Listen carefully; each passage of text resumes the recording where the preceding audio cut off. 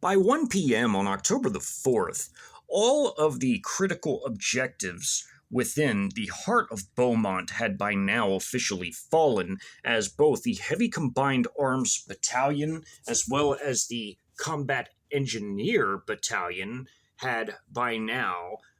occupied all of the key military sites within the city of Beaumont, as well as the port and the critical energy facilities also contained therein. And now a major undertaking would occur to secure the final objective within Beaumont, as this key node had to be fully secured according to fourth generation warfare doctrines to allow for the passage through the area of the external invasion component of PLA group armies 16 through 20. As the Carl R. Pipkin Army Reserve site had officially been taken by noon, as the 373rd Combat Sustainment Support Battalion had ceased to exist, as well as the 842nd Transportation Battalion, as well as also the 596 Transport Group, and the key leadership in the actual headquarters building of the U.S. Military Sealift Command had also been taken alive and would serve a large purpose for their intelligence value to the occupation forces for the occupation to follow the invasion. As 1230 after the fall of Carl R. Pipkin Army Reserve Site had seen the actual Combat Engineer Company, not to be confused with the Combat Engineer Battalion itself, which was effectively mostly comprised of Combat Engineer Companies, the Combat Engineer Company within the Heavy Combined Arms Battalion had effectively moved on and taken the local Beaumont Municipal Airport without a fight. However, in the upcoming struggle that would occur within Beaumont to secure the key road junction in the heart of the city of I-10, where it junctioned up with State Highway 96 and State Highway 90, would serve a purpose in combat operations against the militia forces that were already coming together at the time of the operations unfolding in the heart of Beaumont, which had begun by 7 a.m. insofar as the capture of the Neches River Port area with all of its facilities and civilian and military both, as well as the Carl R. Pipkin Army Reserve Site. Ahead of the advance of the two battalions, the Heavy Combined Arms Battalion and Combat Engineer Battalion, refugees had fled their respective parts of the city. Some were permitted to pass through the refugee corridors created by the Recon Battalion and Air Assault Battalions on the last remaining bridges, not taken out by cruise missile strikes, while others had fled either to the north of the city or to the west of it and were thus stuck on the other side of canals and other tributaries, and had informed local militia forces to the immediate west of the city of what was taking place in the heart of Beaumont, as they have fled by 7 a.m., arriving around 9 a.m. on foot. They had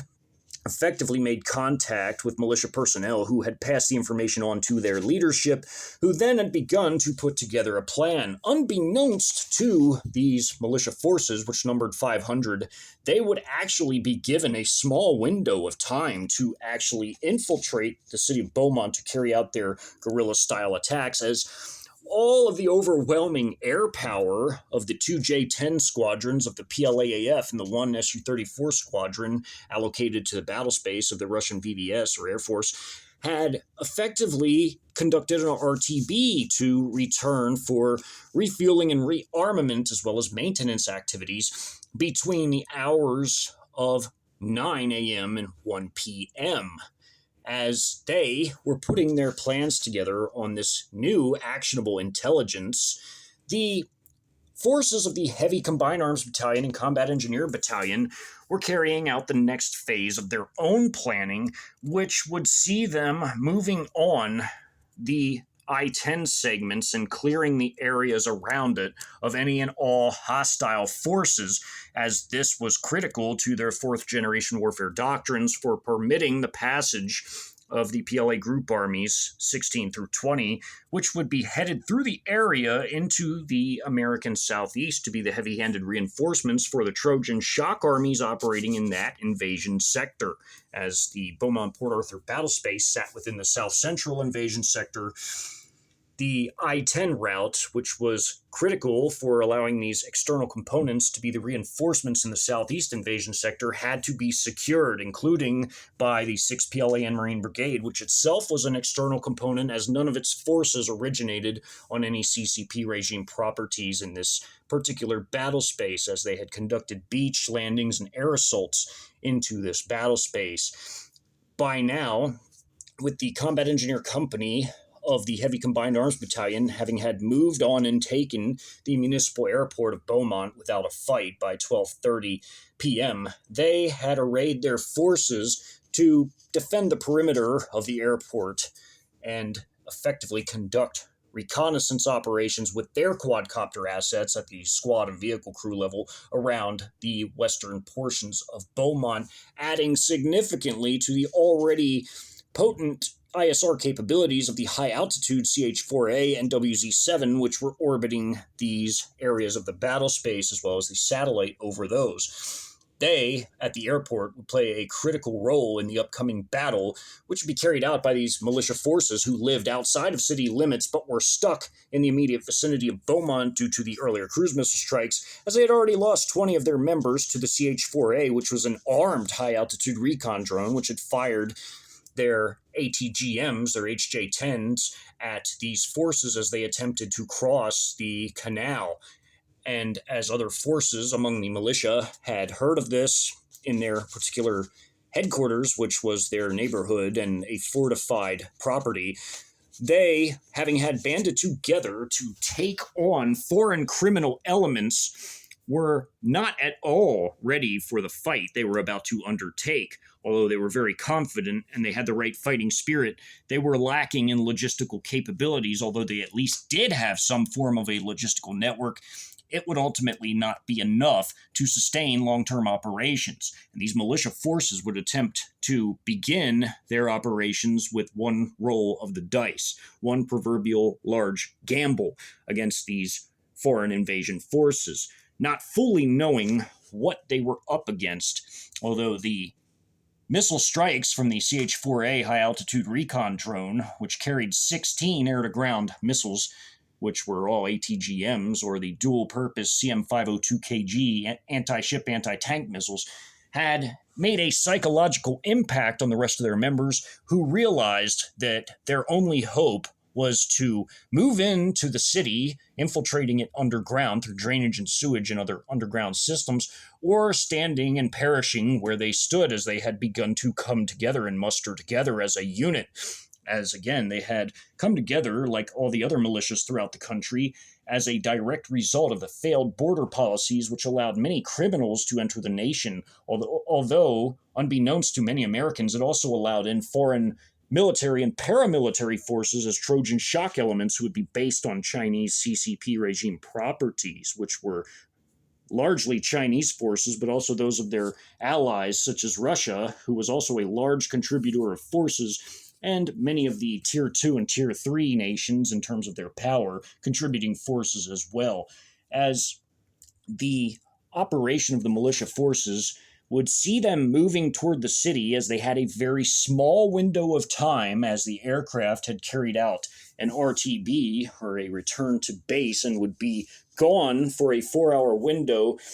although artillery was available and would be utilized against forces trying to move into the city.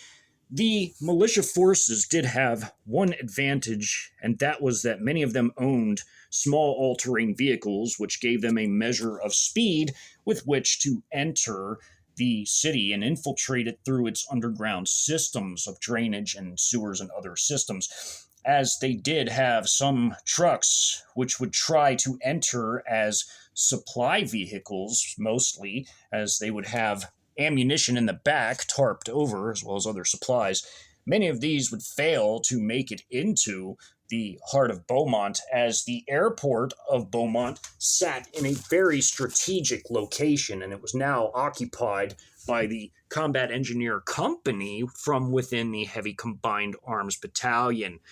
who again would be conducting recon of their own in the area to aid in the already potent high-altitude and satellite reconnaissance through their ISR network, and all information would, of course, be monitored by the real-time AI battlefield data processing system, which itself would put together strike packages as efficiently as possible to eliminate all defending forces where they stood or where they were moving towards. And again, as the very potent strike capabilities of the aircraft had effectively disappeared for a 4-hour window,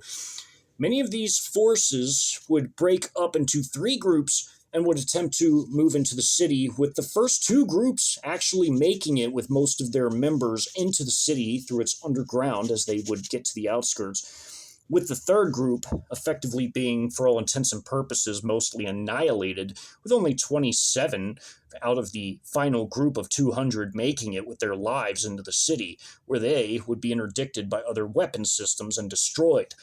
For the time being, as the militia forces did have some advantages, such as personnel that knew how to create certain improvised devices, they already had several of these devices available and would utilize them in quasi-effective ambushes targeting the PLAN Marine logistical system. As again, the Heavy Combined Arms Battalion, having had freshly captured the Carl R. Pipkin Army Reserve site, was now in a position where they were turning this installation, freshly captured, into a combat outpost of sorts of their own. And as the installation sat on College Street, which also became State Highway 90, they would use College Street as a means by which to get their logistics from the headquarters and support company to the forces of their combat companies now spread out to guard the highway junction. As it stood, the 3 heavy amphibious marine infantry companies were split up to where one defended the perimeter of the captured Carl R. Pipkin Army Reserve site, and the other 2 were spaced out among the 2 assault gun / light tank companies, as they essentially were divvied up in such a way to where it was every other company. As we go to the map of the area in question, this area being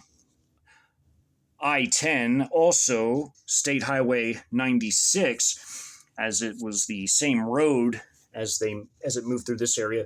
which moving north a kilometer apart, as the company on the southern map was an assault gun / light tank company, and in between that would be also in the kilometer apart, would be the Heavy Marine Amphibious Infantry Company with another assault gun / light tank company and another Heavy Amphibious Marine Infantry Company off map. And in the airport, which was 5 miles away to the west, which was on this map, was the Combat Engineer Company from within the Heavy Combined Arms Battalion. The Headquarters and Support Company and the 82 millimeter Mortar Company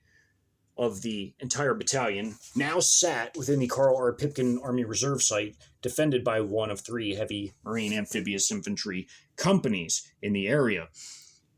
And as these forces deployed and spread out along I-10 to defend it from any and all defenders, the actual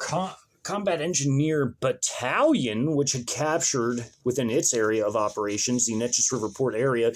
was now deploying its 2 unused Combat Engineer combat companies to clear the areas to the north of I-10 of armed reactionary civilians, which were now emerging in the general north of the city as well. One group that was slightly to the north and west of the highway junction of I-10 and 96 would also play a role in the battle to come, as effectively there would be a total of 685 armed reactionary civilian and Army Reserve combatants, as the Army Reservists essentially numbered approximately 40 personnel that had survived by fleeing ahead of the arrival of the Heavy Combined Arms Battalion into the Carl R. Pipkin Army Reserve site, as well as the 842nd and 596 Transportation Battalion site, which had been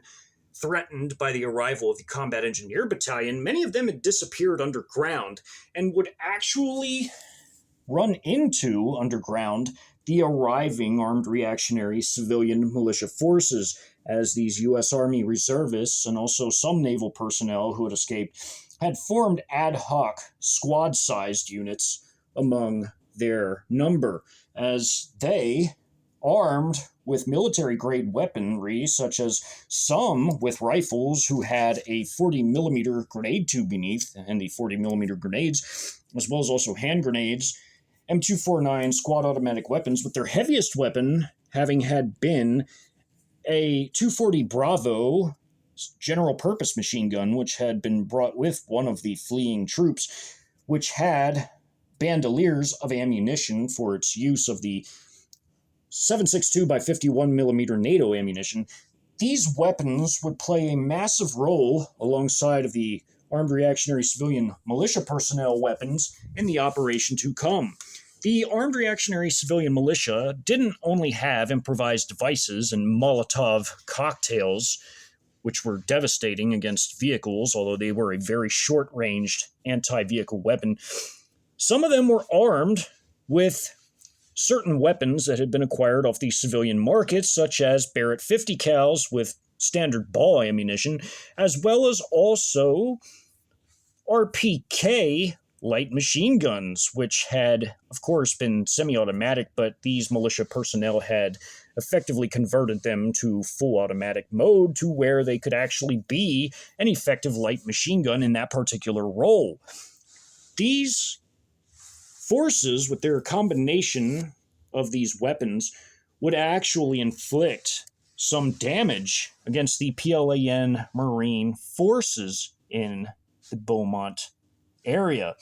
as they would utilize the urban terrain to their fullest advantage by maneuvering under the city within its labyrinth of drainage and sewage and maintenance tunnel systems and basements, which were in some cases connected to all of this, and appear behind the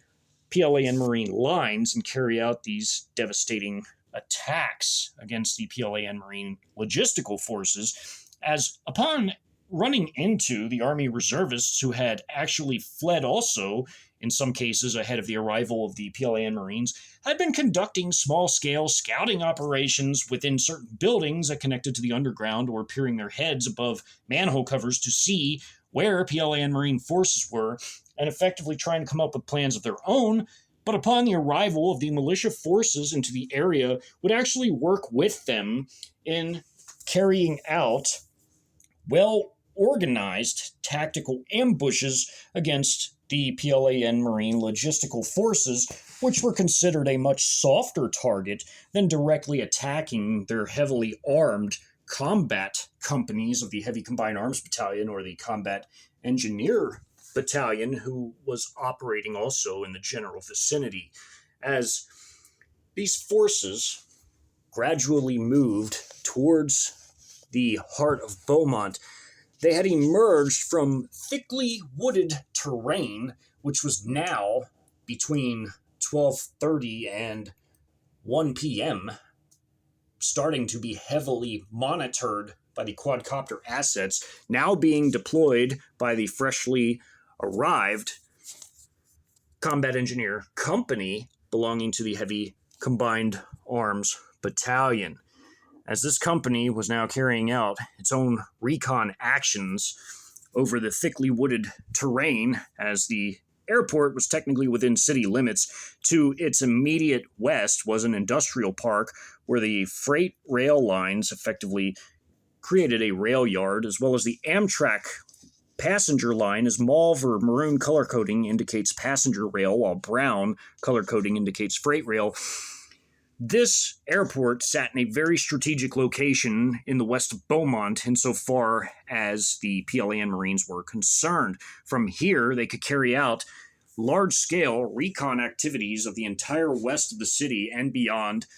due to its position in the central west of the city, in the middle. They could carry out recon activities in this entire general area And as they would just miss much of the first and second group who had already begun to pass through this area between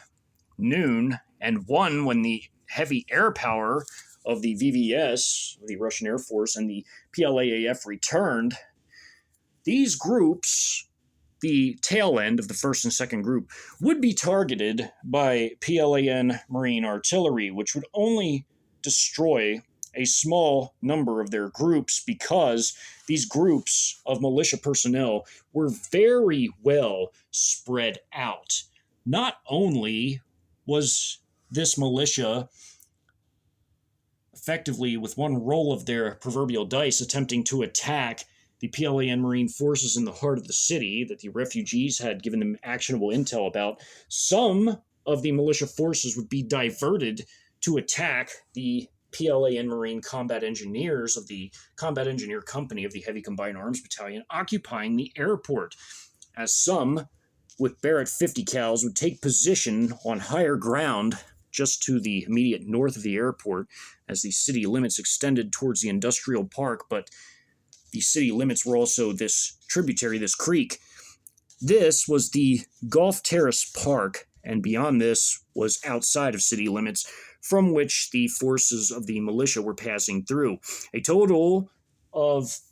200 militia would pass through in the third group, with 30 off-map, which would be hit by Su-34 strikes, and the 170 pictured on this map between 2 and 3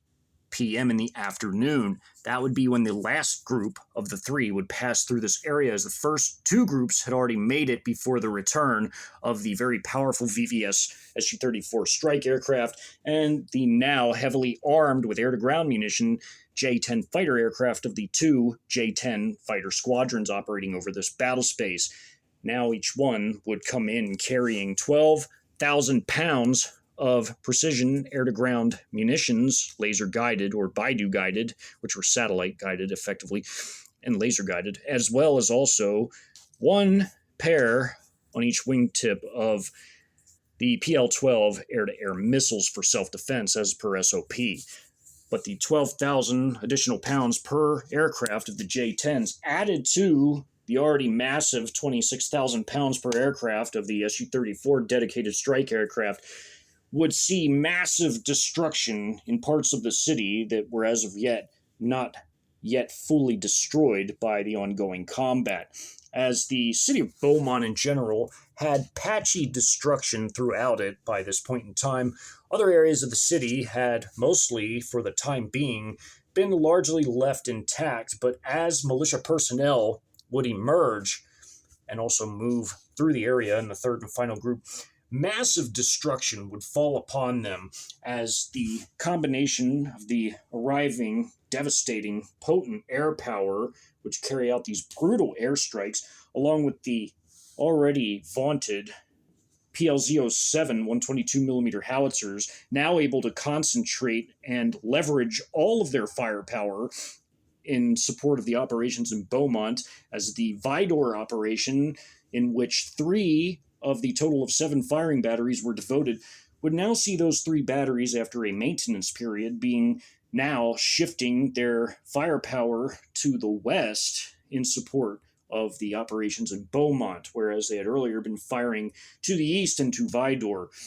As now, with all of this firepower returning and now being redeployed in the sense of the 3 firing batteries of 7 now being shifted to add to the firepower already being utilized in the city of Beaumont, as the other 4 firing batteries had been used there, and now the additional 3 were added. Effectively, the entire battalion's firing batteries were now deployed against Beaumont, with the headquarters and support battery, their logistical and command forces, the entirety of the artillery battalion, and the 3 aircraft squadrons, 2 J-10s and 1 Su-34 squadron, would, along with the assault gun / light tanks with their very powerful 105mm rifle tank gun with different ammunition choices, and the IFV versions of the ZBD-05s as well, with their 30mm autocannon, which was also quite powerful, their heavy 12.7 millimeter heavy machine guns, W85s, also which equip the turrets of the assault gun / light tank ZBD-05s, and the addition on a rail mount of the shorter range HJ-73C ATGM would see all of this firepower in conjunction with CH-901A loitering munitions, as well as also FPV drones and armed combat robots and demolition robots in the case of the combat engineers, using all the robotic forces being leveraged and used against the armed reactionary civilian forces entering the area,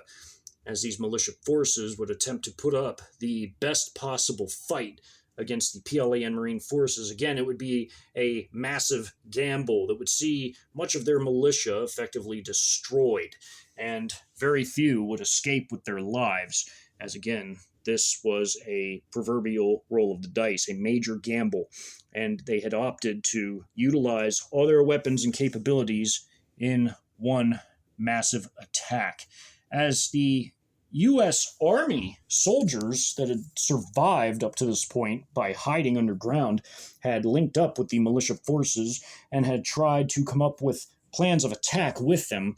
would effectively coordinate the ambush against the PLA and Marine supply convoys that were now moving from the Carl R. Pipkin Army Reserve site to supply the combat companies holding positions along I-10 in this area. As the support company itself, which was the major chief logistical force, or the support battalion rather, as was a much larger unit than a company, it had multiple companies comprising it of the entire 6 PLA and Marine Brigade, was running supplies to Carl R. Pipkin Army Reserve site and the 596 Transport Group site, which the headquarters and support company of the Combat Engineer Battalion had recently moved into, allowing their unused 2 combat companies to begin operations to the north of I-10 to clear it of armed reactionary civilians. The convoys moving into Carl R. Pipkin were dropping off supplies, which in turn would be delivered by the headquarters and support company's logistical elements to the companies holding their positions along I-10, as the 4 combat companies of the battalion, of the Heavy Combined Arms Battalion, the 2 Heavy Amphibious Marine Infantry companies, and the 2 assault gun / light tank companies would constantly be supplied with ammunition, fuel, food, and more through their headquarters platoons in each combat company, as the headquarters and support company had their convoys move down College Street and up the access road to supply these forces due to the destruction earlier around the installation, which effectively for wheeled vehicles choked the roads up. They would take this route to supply these forces. There had been a few instances of U.S. Army reservists monitoring this activity through manhole covers and other buildings that they could get into from the underground systems, whereby they used this information to tailor their battle plans with the arriving militia forces in the area, as they, upon seeing the first supply convoy moving into the area, would move underground just below the streets behind the PLA and Marine lines and come up out of the underground and attack these forces of the supply convoys of the PLA and Marines headquarters and support company of the Heavy Combined Arms Battalion. As we go to the map of the southern area in question within Beaumont, the southernmost company, which was an assault gun / light tank company, had moved into this area along I-10 and was responsible for this entire general area. And to their north was part of the rest of their company, and then part of the next company, which was the Heavy Amphibious Marine Infantry Company, as these maps were only separated by 1 kilometer, which wasn't very much space. But most of the action of the battle itself would occur within this particular area and this particular area just to its immediate south. Also, 5 miles away, combat would occur by the airport, as these militia forces would carry out diversionary assaults against the PLA and Marines in the airport to try to allow for their technicals, which were logistical vehicles in the case of this militia, to pass through on the Sour Lake Road to the north of the airport, which actually became Phelan, Phelan Boulevard, which gradually moved north and east into the city from this particular map. And to the south was State Highway 90, which became College Street as it went into the city itself. And College Street went directly past the recently captured Carl R. Pipkin Army Reserve site 1 mile away, and the logistical forces would take College Street and move north along the access road to supply the headquarters platoons of each of these companies that were combat companies in the area. In this particular area, a major street was 11th Street. Of course, the access roads, there was a rehabilitation hospital with a large campus, would actually be used by militia forces because the PLAN Marines were not savage like the People's Armed Police were, and effectively didn't want to attack a hospital, but would ultimately have to cave and do it because the threats coming from within the hospital would be a bit much, with some armed with Barrett 50 cals and also U.S. Army reservists with military-grade weaponry on the roof, such as the 240 Bravo being positioned on the roof to fire upon the assault gun/light tanks, although this would not penetrate the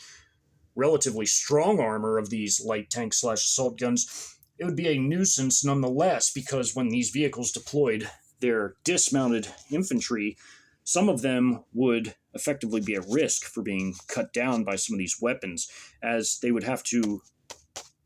utilize mortars and artillery strikes heavily against the forces in the hospital area.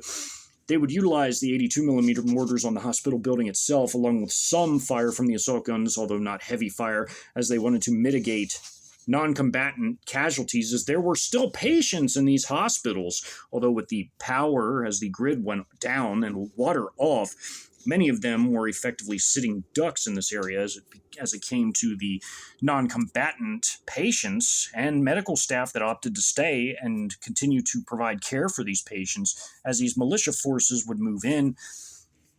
they wisely would pick the best possible place available for their attacks, as in this area, which contained a shopping center. If one were to look at a map of this area by this rehabilitation hospital, there were businesses, and as this was a commercial area and had shopping centers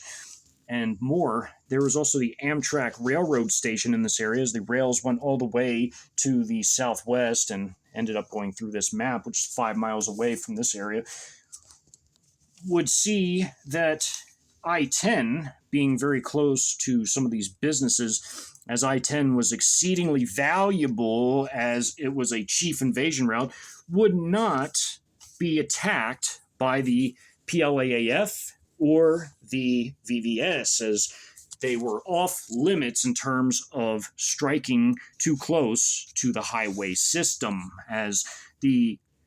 Army reservists realized all of this, as they already were aware that the PLAN Marines had gone out of their way to defend the rail and port facilities and energy facilities as they captured the Neches River Port area,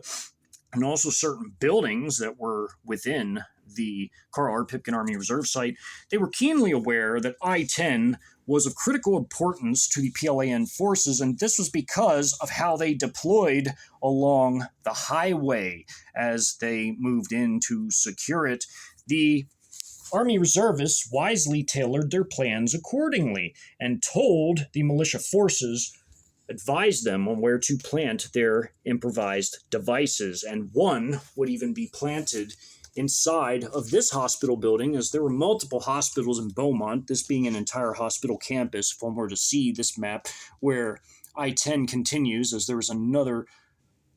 off-ramp from State Highway 96 that continued I-10, as I-10 effectively went this way, 96 and 10 were one, they merge in this area, would see that this hospital campus in this area, one of the office buildings, would be connected to the underground network as maintenance tunnels and sewer systems connected to this campus, would see 15 reservists and approximately 25 militia carrying out a savage attack against the headquarters platoon of the Heavy Amphibious Marine Infantry Company, as the headquarters platoon in each combat company was the logistical and command elements, as it was a softer target in general than the combat forces, although one combat platoon was arrayed, these 5 Heavy Amphibious Marine Infantry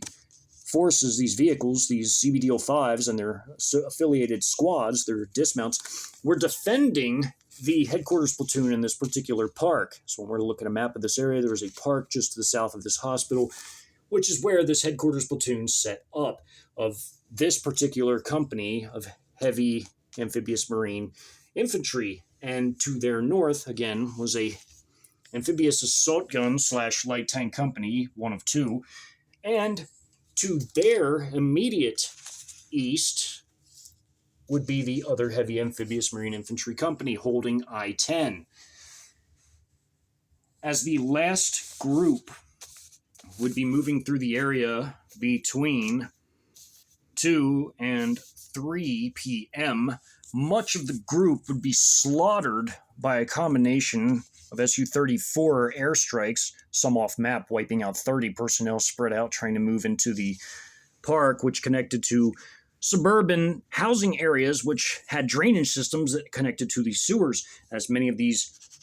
militia personnel on ATVs would abandon their ATVs near these drainage and sewage systems and effectively go underground and continue the rest of their journey to the heart of the city where they would carry out their attacks, although some would continue on ATVs and enter the area, which would include the militia commander, who by effectively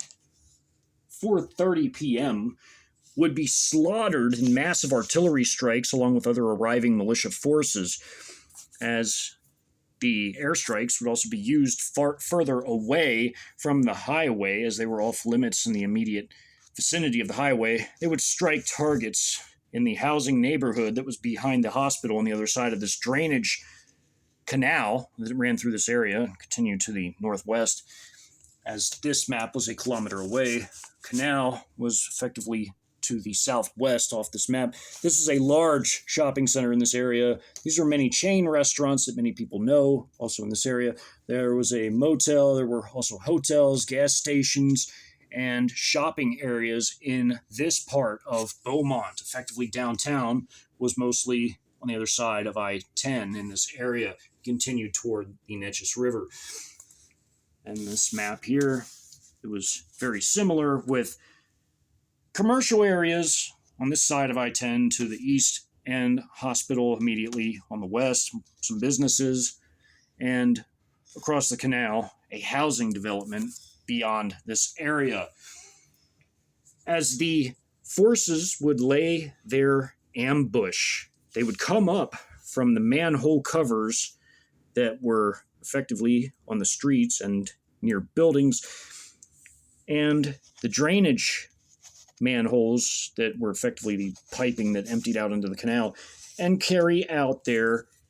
attempted hit-and-run assault against the next supply convoy that was moving into the area, as they were trying to stockpile supplies with the headquarters platoons of each of these companies occupying I-10,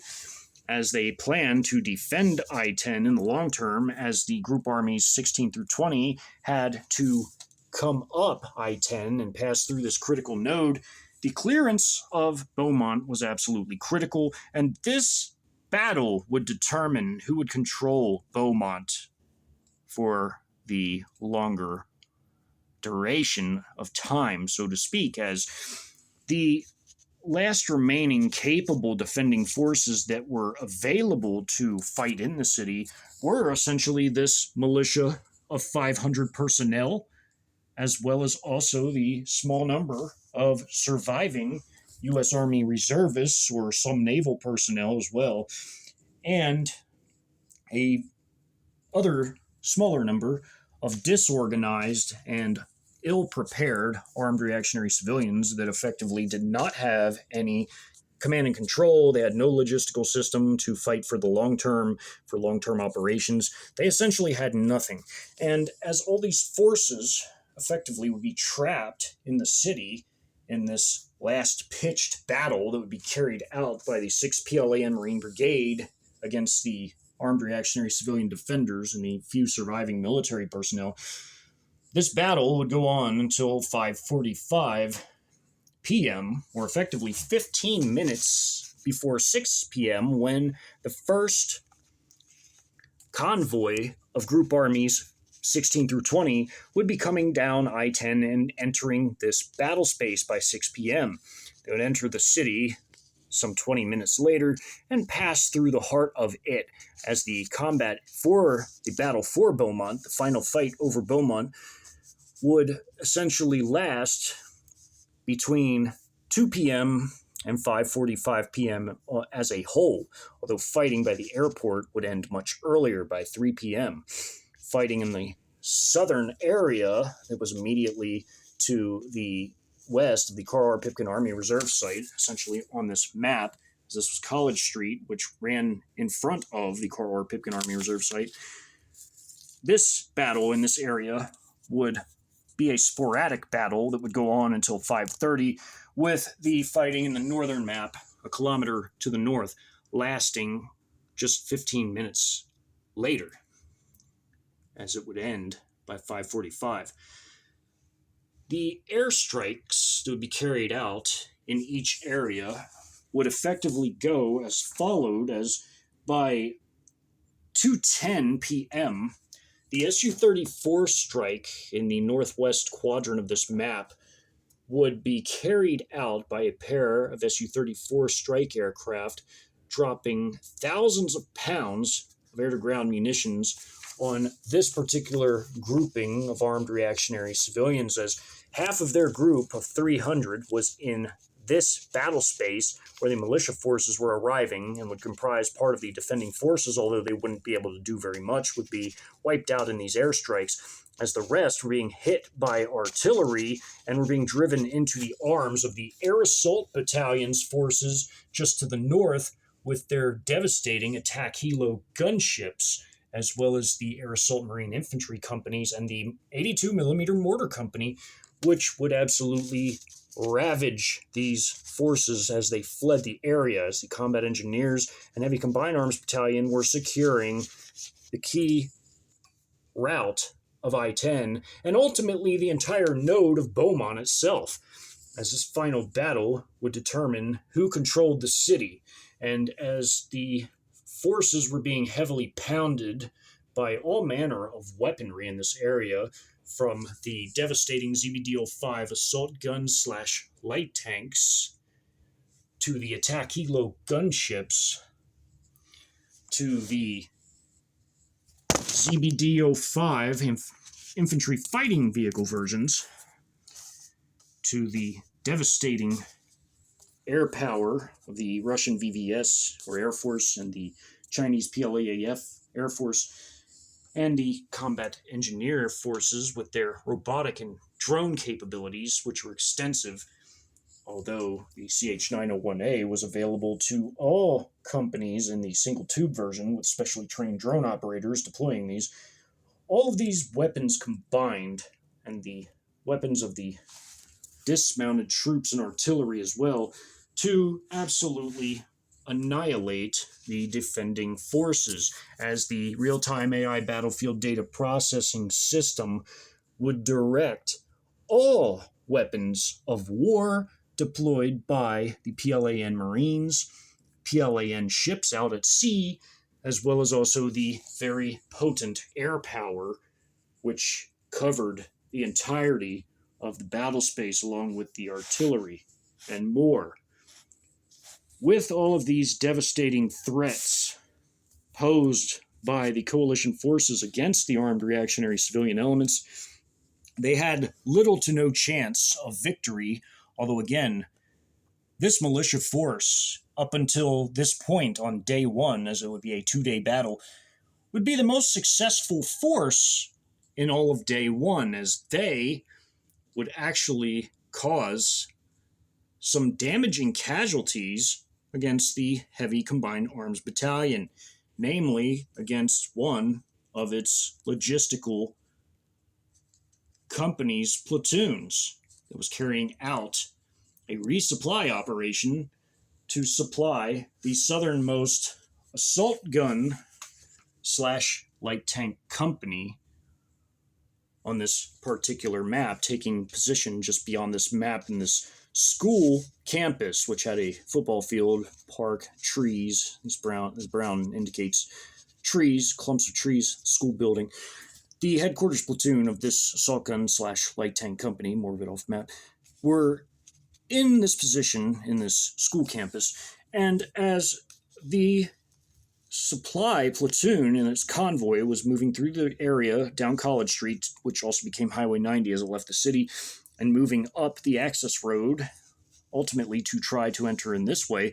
would end up requiring a rescue attempt by a platoon of assault gun slash light tanks who would have to move in ultimately to secure the area. There would also be a battle over the train station, which would be fought by dismounts of the assault gun slash light tank company just to the north, as they would move in toward the train station and have to clear the building with stack teams as they would send in their squads to begin clearing some of these buildings of armed reactionary civilian militia forces in the area who had moved in to carry out guerrilla-style assaults, again, which would see some actual minor success compared to other groups who effectively had no real success throughout the first day in terms of civilian militia and regular armed civilians. As up until this point, the U.S. military forces actually caused the most casualties among the PLAN Marines, but the small number of surviving reservists, coupled together with the capabilities of this militia group, would cause approximately 24 total PLAN Marine KIAs and 30 WIAs in this devastating ambush along I-10 in the shopping center area, as they would come up and they would effectively get the truck keys from non-combatants hiding in the sewer of two vehicles abandoned nearby and implement these with their ambush, as they would use these as a blocking method, as the vehicles of the PLAN Marine supply convoy were all-wheeled vehicles, as they had Tiger MRAPs for security spread out throughout the convoy. They also had mounts for machine guns aboard the supply trucks and the cabs, but the fuel truck had no real defenses other than the driver and the TC being able to shoot out either side with their rifle. Although the Tiger MRAPs were well armored and equipped with W-85 heavy machine guns, the machine guns that were on the trucks were effectively general purpose machine guns, similar to the Type 67 or others in that category, which were 7.62 by 54 millimeter. And again, the drivers in the fuel trucks only had their personal weapons. These were supply troops. These were headquarters troops. These were not combat troops of the PLAN Marines here, as they came from the headquarters and support company over the entire Heavy Combined Arms Battalion. They were responsible for supplying the headquarters platoons, which were the command and logistical elements of each combat company. Therefore, they had to take their supplies and make contact with the headquarters platoon. They would end up in this ambush losing 3 vehicles. They would lose a fuel truck, and they would lose 2 supply trucks. And also they would have a damaged Tiger MRAP. As again, what would make this ambush so successful was its close proximity to I-10, the chief invasion route, which was highly coveted by the PLAN Marines, or the coalition more broadly, and thus eliminated the possibility of devastating airstrikes or artillery strikes immediately adjacent to the highway itself. Thus, the assault gun platoon, one of the 4 combat platoons of this assault gun slash light tank company, minus, of course, their headquarters platoon, which was their command and logistical element of the company, would be sent on a rescue mission to effectively move in and eliminate these armed reactionary civilian militia and military personnel deployed along this route in the shopping center and on commercial buildings nearby it, as well as others participating coming out of this drainage system and this drainage canal from the drainage system in the city and coming up and deploying forces in multiple prongs to attack on this side, while others would fire out of the building from inside of it, as there would be 10 in this building. There would be 10 on this roof of armed reactionary civilian militia, and a total of 40 would be deployed in 10 groupings of 10 each, like effectively squad-sized elements along this concrete abutment in this area, as this was a urban parking lot underneath this bridge. And 20 personnel would come out of a manhole cover nearby and would move into this area as well. This PLA and Marine supply convoy effectively would be fighting for its life, but 82 millimeter mortar support would be deployed against these militia and military personnel as the squad-sized element here of 8 personnel of the U.S. Army Reserve elements and a few naval personnel that form these ad hoc squads would partake in this ambush, firing 40 millimeter grenade fire, as 2 of the members of this ad hoc squad had such weapons beneath their M16s, their M16A2s, and they would be firing their squad automatic weapon at the supply trucks especially. The gunners on the turrets of the Tiger MRAPs would also be tempting targets for these forces on the roofs of these buildings. However, as the convoy was now in deep trouble, as this battle would begin at 2 p.m., the headquarters platoon of this assault gun / light tank company taking up position in this area, including a platoon off map, the rest of this platoon, the other 2 vehicles, and the other platoon, they would deploy with their drone operators 2 CH-901A loitering munitions equipped with fragmentation warheads, which were devastating against groupings of dismounts like infantry-type elements. This squad in a wedge formation, as they would actually use formations, as they still had military discipline, even though they were an ad hoc squad, would bound from building to building and enter the train station. As they would cross the tracks, this was a wall, and this was a wall that would be blasted through by the assault gun / light tanks firing through it and destroying it. They would move through this area at the very opening, going building to building, as they would cross the tracks and cross the platform and enter the train station, as this was the train station compound in this area, along with armed reactionary civilians who would try to move up into this area and clash with the PLA and Marines that were moving toward the train station to clear it, as they would be accompanied on either side, including off map by their particular vehicles, to clear the train station. There would be a sizable battle over the train station, which will be covered in the next installation in far more detail, as they would enter and breach the building and would fight through its large open areas and offices within,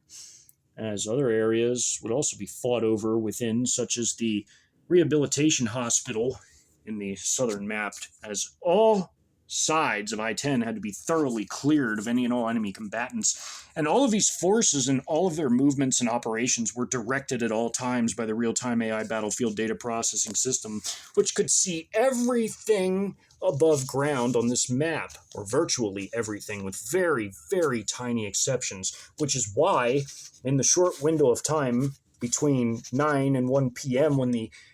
powerful air capabilities had left for their RTB to effectively prepare for their next operation, the first 2 groups mostly made it in and infiltrated the city by going underground in that small window of time as they started to move in between noon and 1 p.m. in the first group. The second group was following behind them and was moving through the area between 2 and 3, as they were to be the reinforcements if something went wrong with the first 2 groups in their assault in the north and southern area of the heart of Beaumont. As again, they would have to pass by the recently captured airport, which at first they were unaware of that it had been captured, as the Combat Engineer Company of the Heavy Combined Arms Battalion swiftly moved in by 12:30 p.m., and had set up their operations just as the tail end of the first two groups was moving through the area between noon and 1, as they had infiltrated the city and gotten underground. Between 1 and 2 p.m., they were now preparing for their ambush and assaults against the PLA Marines holding the I-10 area, as the grouping that would come up out of the hospital area was to attack the softer headquarters platoon and command elements, which the headquarters platoon was command and logistics for this company, as the other forces were to come up and create a diversion. In this area, it was very similar, although they opted to deploy their improvised devices and move vehicles that they had recently gotten the car keys for from refugees hiding in the underground to create a perfect textbook ambush to attack these forces on both sides of this very soft logistical convoy. Again, these were not combat troops, although they had weapons for self-defense. They were to press through this area as fast as possible, although this ambush would be relatively successful, again, with the destruction of two out of 4 supply trucks and 1 out of 2 fuel trucks, and also a damaged Tiger MRAP, with the rest of the vehicles eventually smashing through and continuing on their way after the rescue attempt by one of the assault gun / light tank combat platoons was implemented, as they would push into this area and eventually clear the entirety of this area. The fighting that would go on with this ambush would be a relatively lengthy fight, as the ambush would last for about an hour, as this effectively was long for a gunfight or a firefight. The MRAPs would be the only reason why this convoy would be able to hold out as long as it did, because of their heavy 12.7 millimeter firepower, as well as also the truck drivers and TCs using their machine gun mounts on their trucks, and also the personal small arms of the troops in the field trucks. Although they would lose 1 field truck, and they have a badly damaged Tiger MRAP, as these improvised devices actually were quite powerful. One produced more of a shotgun effect, and the other was more like a shape charge, which would badly damage the MRAP, with the rest being heavily damaged by a combination of a few 50 cal sniper rifles, the Barrett variety, acquired off the civilian market from the armed reactionary civilian militias, who had a number roughly 20, as they had 20 of these, and also the 40 millimeter tube-fired grenades of the small squad of reservists on this roof, as well as their squad automatic weapon being used against the soft-skinned vehicles, the trucks, and also small arms fire. There would also be Molotov cocktails deployed against these forces, and this would result in sizable casualties. Most of the PLA and Marine casualties would effectively be a direct result of this particular ambush, as this supply platoon from the headquarters and support company would be horribly mauled in this particular ambush, which was meant to see these forces conduct a quick hit-and-run assault and disappear. But the rescue attempt, guided by the real-time AI battlefield data processing system, would largely prevent this ability to escape.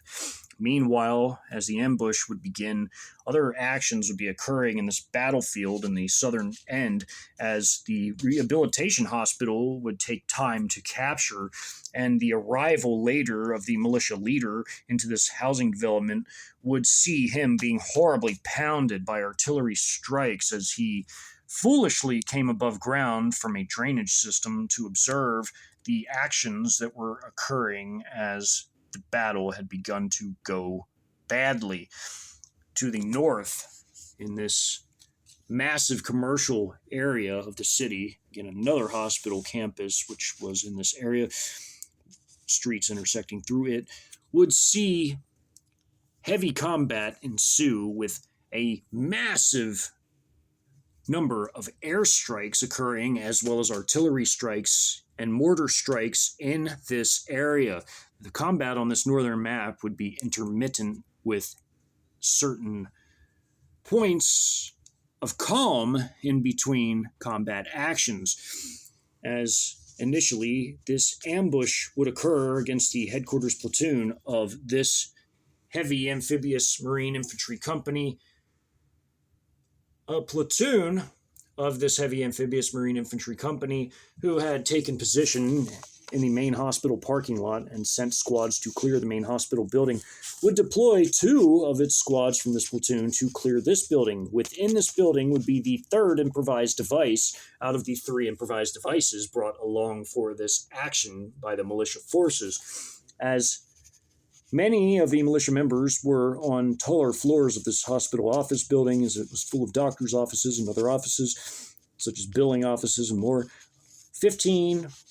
of the, or effectively 2 squad-size elements for the most part, of these Army reservists would take positions on the roof with 5 militiamen that had Molotov cocktails and would assault the MRAP in this headquarters platoon that was positioned here, and they would attack the 2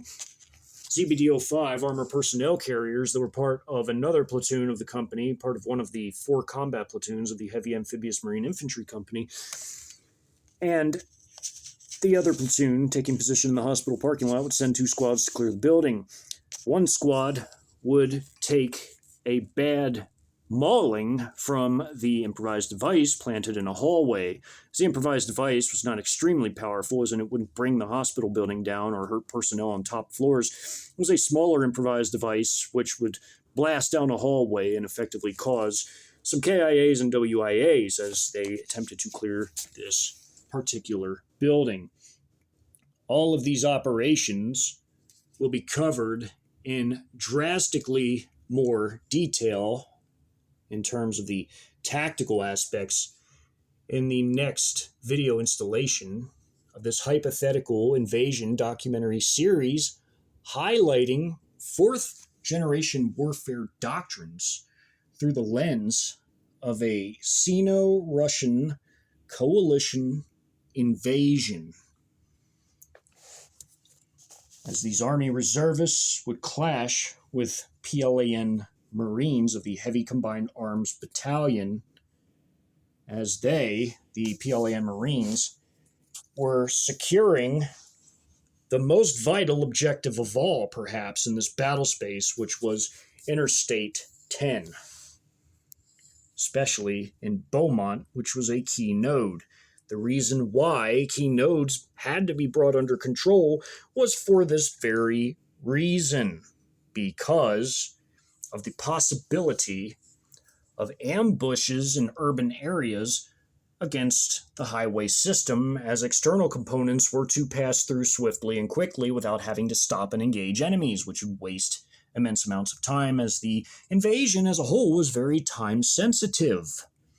The entire invasion was on a strict timeline, and the 6th PLAN Marine Brigade would barely meet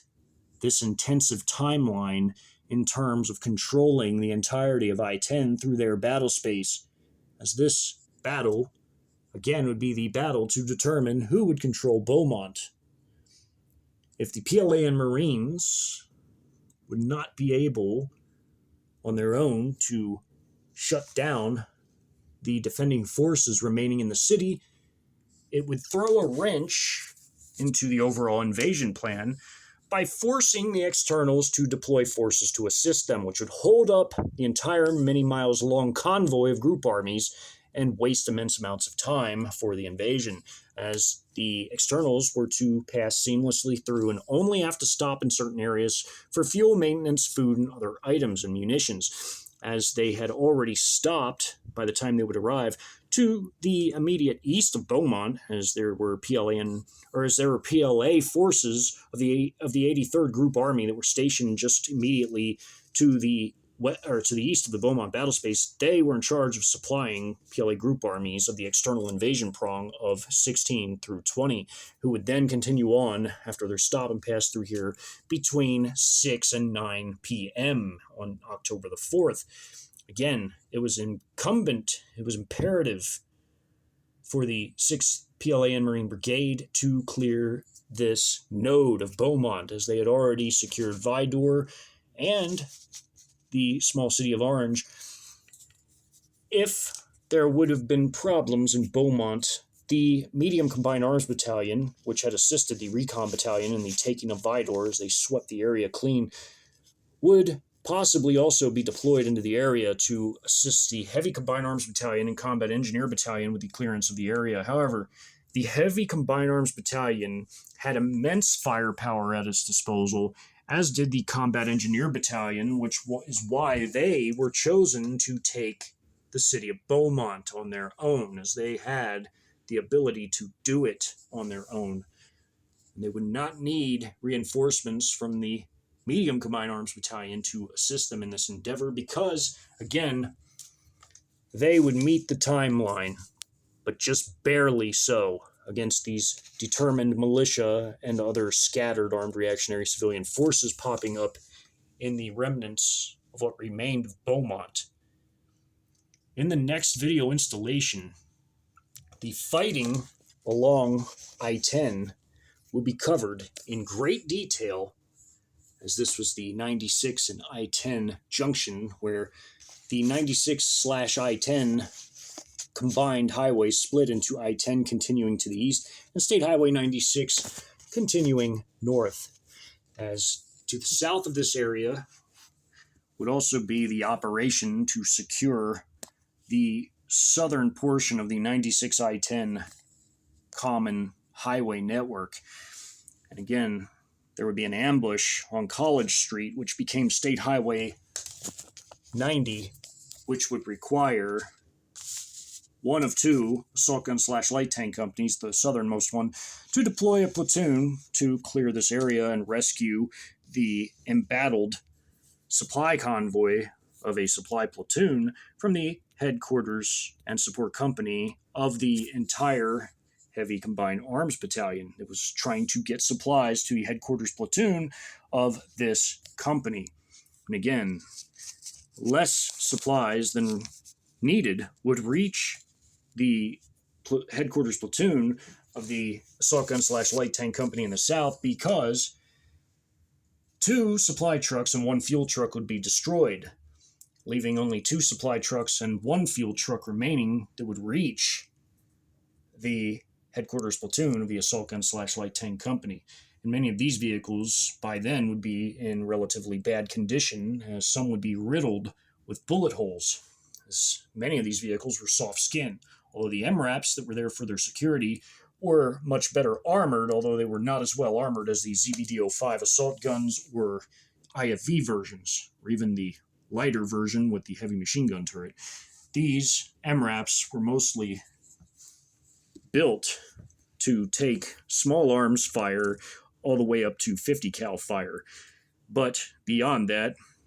they were also made to take mine hits and certain types of improvised devices, although again, one would be more of a shape charge and actually do some damage to it, although the Americans had to work on their skills with their shape charge creations. Eventually, as the war would drag on and become a war of insurgency for the Americans and a war of occupation for the Chinese, the Americans would eventually get much better at creating improvised devices such as shape charge. They would even get to the level of the Iraqis, who were professionals at doing so. By 5:45 p.m., as the battle would draw to a close officially in the northern section where the I-10 and State Highway 96 junction appears, the PLAN Marines of these companies would eventually push out their perimeter into the areas that were heavily struck by the artillery and airstrikes just minutes before the arrival of the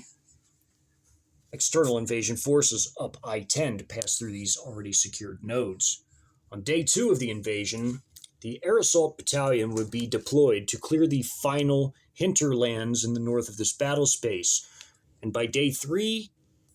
PLAN Marine 6th Brigade forces would push north into Lumberton, which was immediately off the map and some armed civilians had fled to at the opening of the invasion. Battle for Lumberton on day 3, as day 3 and day 4 of the invasion would essentially be a mopping up effort, would be a combined assault by air assault forces of the PLAN Marine Air Assault Battalion of the 6th PLAN Marine Brigade, combined with the Medium Combined Arms Battalion, deploying its forces into the area as well. Although for the time being, it was still